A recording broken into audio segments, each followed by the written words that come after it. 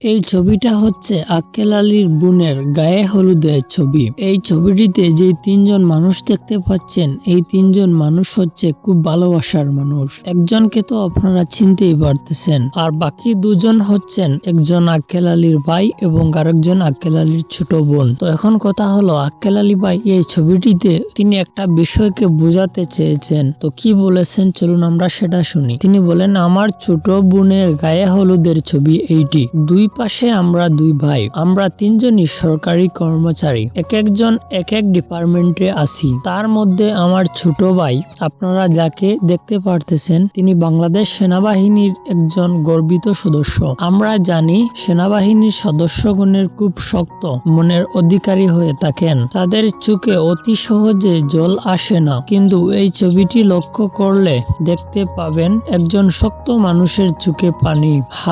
এটাই ভাই বোনের ভালোবাসা, খুব শক্ত ভালোবাসা তোদের। তো আশা করি আপনারা বিষয়টা বুঝতে পেরেছেন এখানে আক্কেল আলী ভাই কি বুঝাতে চেয়েছেন, আর ওনাদের ভাই বোন তিনজনের জন্য আপনারা দোয়া করবেন।